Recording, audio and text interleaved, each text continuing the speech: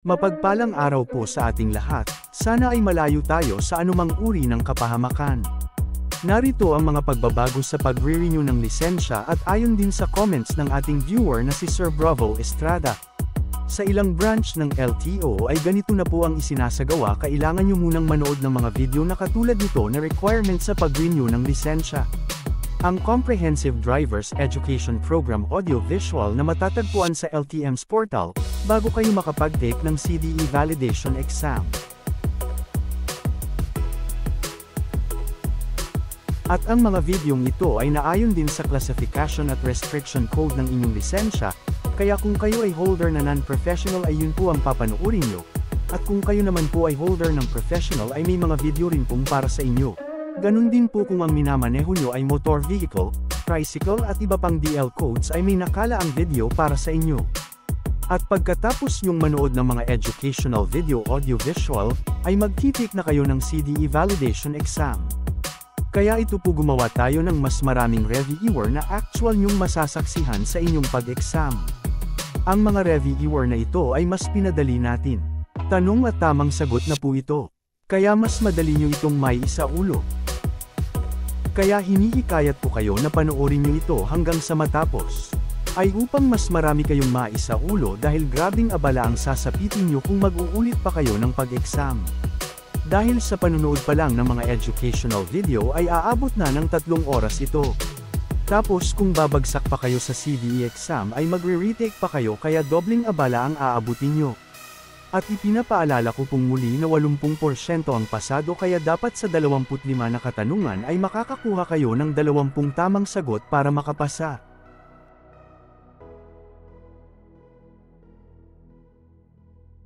Ilang taon ang maaaring ibigay na lisensya sa isang driver na mayroong traffic violation?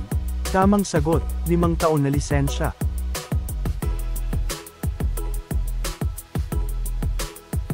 Ano ang maaaring ipataw na paglabag kung ang isang driver ay nakapasa sa field sobriety test? Tamang sagot, inisyal na traffic violation. Ilang taon ang maaaring ibigay na lisensya sa isang driver na walang traffic violation? Tamang sagot, 10 taon na lisensya.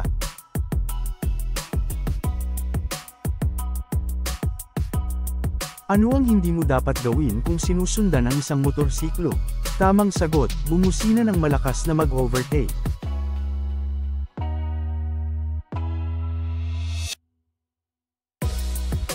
Ano ang mangyayari kung hindi pumayag ang driver na magpasuri dahil lumabag siya sa batas na bawal magmaneho ang nakainom ng alak? Tamang sagot, pagkumpiska sa lisensya at automatic na revocation. Ano ang ibig sabihin ng patay sinding kulay dilaw na ilaw trapiko? Tamang sagot, magpatuloy ng maingat.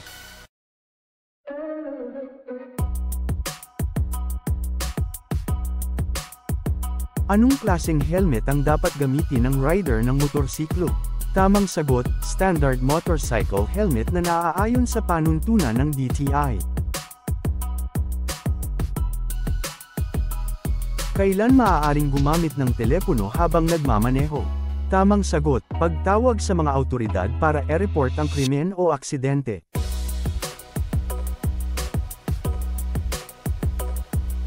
Ano ang kahulugan nito? Tamang sagot, papalapit sa rotonda.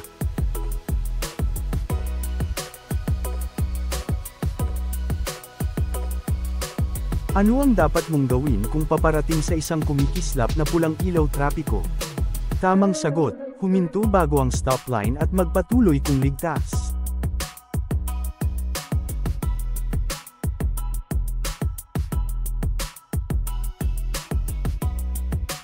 Kapag nais mong magpalit o lumipat sa mas mataas na gear upang mas bumilis, at ang isang sasakyan sa kasalungat na direksyon ay mabilis na tumatawid sa iyong linya, ano ang gagawin mo?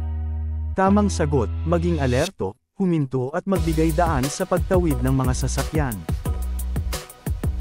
Ilang pulgada maaaring maglagay ng telephono mula sa dashboard ng sasakyan? Tamang sagot, 4 na pulgada.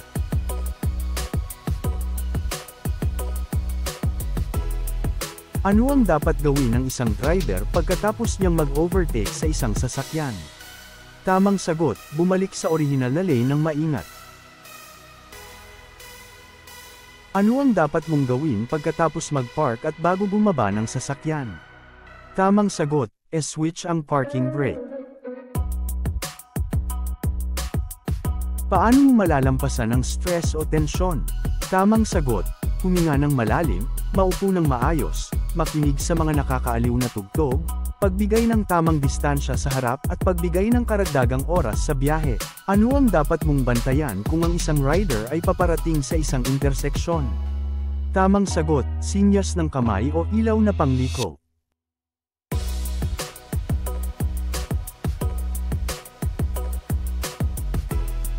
Sa isang rotonda na maraming lane, saan ka maaring manatili kung liliko pa kanan sa susunod na interseksyon? Tamang sagot, sa pinakakanan na lane.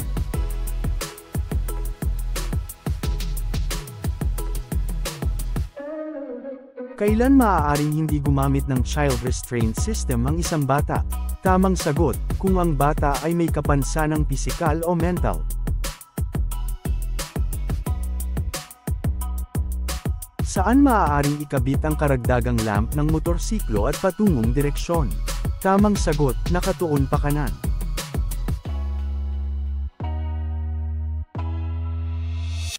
Ano ang dapat mong gawin upang tumagal ang gamit at kaayusan ng iyong headlight? Tamang sagot, panatilihing malinis ang mga windshield at salamin. Alin sa mga sumusunod ang maaaring magresulta sa away kalsada? Tamang sagot, pag-cut sa ibang motorista at pagtutok sa mga ito. Maaari bang gamitin ang duplicate o kopya ng lisensya sa pagmamaneho? Tamang sagot, hindi. Ano ang pangunahing layunin ng regular na pag-inspeksyon ng isang sasakyan? Tamang sagot, para tingnan ang kaayusan ng sasakyan. Saan madalas makita ang mga ganitong sinyas trapiko? Tamang sagot, sa poste na tawiran ng tao. Saan ka hindi maaaring gumamit ng busina? Tamang sagot, sa harap ng ospital o klinika.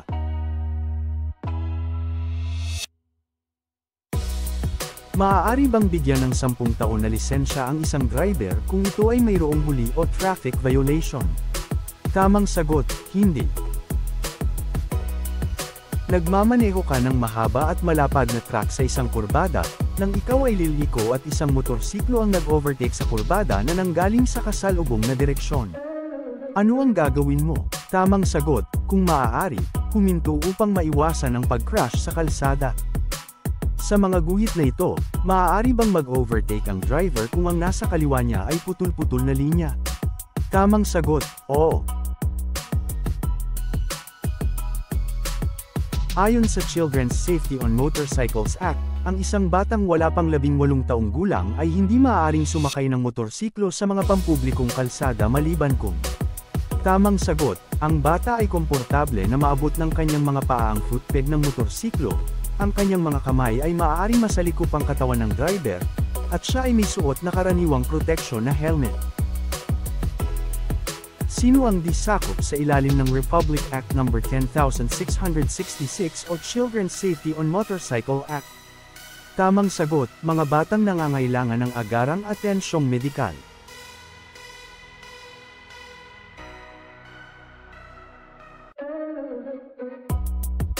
Ang 30 araw na suspensyon ng lisensya sa pagmamaneho ay ipapataw kung tamang sagot, kung nabigo ang driver na bayaran ang kaukulang multa sa loob ng 15 araw. Alin sa mga ito ang maaaring lumampas sa itinakdang bilis? Tamang sagot, kung ang driver ay may pasaherong may sakit or sugatan. Kung huminto ka sa interseksyon, anong kulay ng ilaw trapiko maaari kang gumamit ng telepono? Tamang sagot, wala, ang paggamit ng cellphone ay ipinagbabawal kahit nakahinto ang sasakyan sa isang interseksyon. Ano ang taas ng isang bata upang ito ay hindi na kailangang gumamit ng child restraint system? Tamang sagot, 150 cm pataas.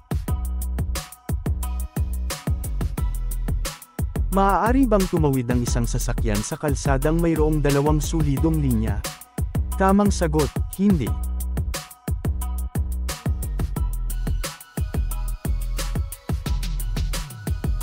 Ano ang mga pagsusuri na ginagawa upang malaman kung positibo sa alak ang isang driver? Tamang sagot, pag-check sa mata, paglakad at pagtayo sa isang paa.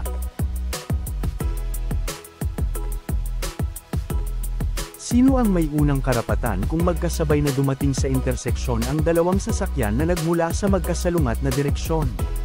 Tamang sagot, ang sasakyan sa kanan.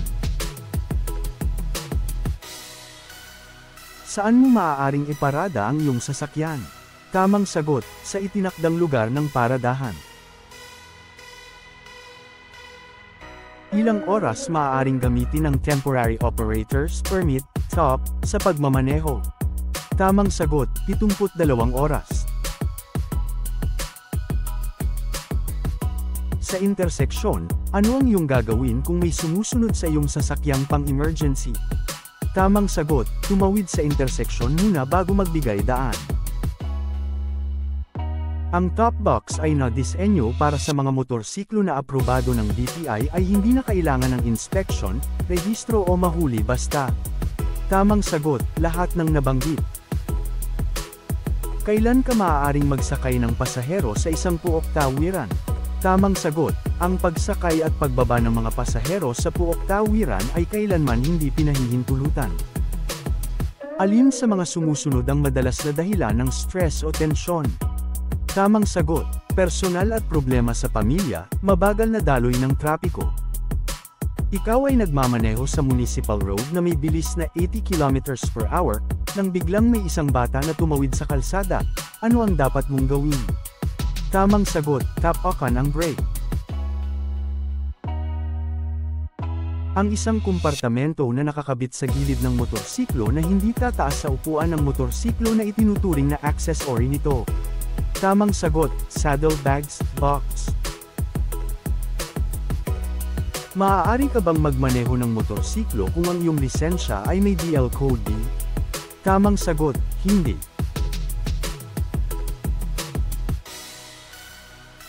Ano ang ibig sabihin ng patay sindang kulay pulang ilaw trapiko? Tamang sagot, huminto sa tamang hintuan at magpatuloy kung ito'y ligtas. Ang iyong lisensya ay nag-expired na. Pinapahintulutan ka pa bang magmaneho sa pinakamalapit na LTO upang i-renew ang iyong lisensya? Tamang sagot, hindi. Anong edad maaaring sumakay sa harapan ng isang bata na naaayon sa RA 11,229? Tamang sagot, 13 taong gulang pataas. Maaari ka bang magparada sa loob ng interseksyon? Tamang sagot, hindi. Ano ang dapat gawin ng isang law enforcer kung makumpiska ang isang motorsiklo? Tamang sagot, dalhin ang motorsiklo sa pinakamalapit na impounding area.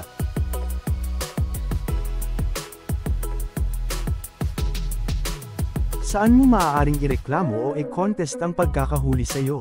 Tamang sagot, sa tanggapan ng adjudikasyon. Saan mo kailangang huminto kung pula ang ilaw ng trapiko? Tamang sagot, bago sa itinalagang stopline.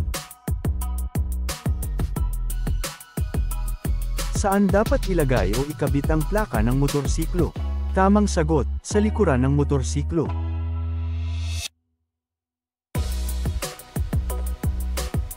Maaari ka bang magparada katabi ng isang nakaparadang sasakyan sa loob ng pampublikong kalsada? Tamang sagot, hindi. Ano ang mga kailangan para sa pagpaparehistro ng sasakyan? Tamang sagot, inspeksyon ng sasakyan at emission test sa LTO. Maaaring isuspinde ang rehistro ng sasakyan kung ito ay tamang sagot, ang sasakyan ay makakasira sa pampublikong kalsada, ang sasakyan ay di kaaya-aya. Ano ang tamang edad upang magkaroon ng lisensya? Tamang sagot, 17 na taon.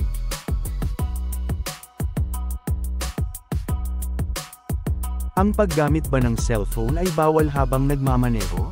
Tamang sagot, oo. kung ang driver ay hindi gumagamit ng wireless na pandinig at mikropono na gadget. Kailan mo maaaring ipahiram ang iyong lisensya sa pagmamaneho? Tamang sagot, kailanman ay hindi pinapahintulutan.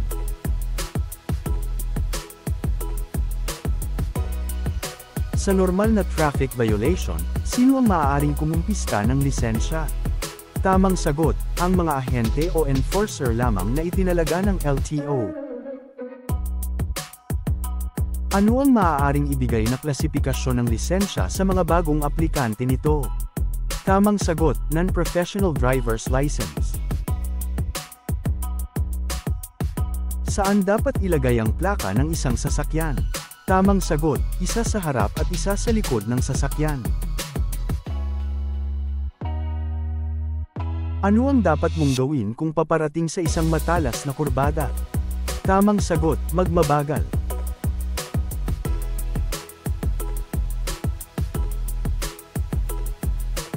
Ang isang fabricated na kompartimento na lagayan sa likod ng upuan ng motorsiklo na itinuturing na isang aksesorya ng motorsiklo. Tamang sagot, customized top box. Saan napupunta ang mga siningil na pera mula sa Motor Vehicle Users Charge, MVUC? Tamang sagot, ang nakolekta na pera ay ginagamit sa pagsasaayos ng kalsada. Alin sa mga ito ang layunin ng pagkolekta ng Motor Vehicle Users Charge, MVUC? Tamang sagot, para pondohan at maiwasan ang pagkasira ng mga kalsada. Maaari bang gamitin ang isang child restraint system kung ito ay expired na kahit maayos pa ang kondisyon? Tamang sagot, hindi.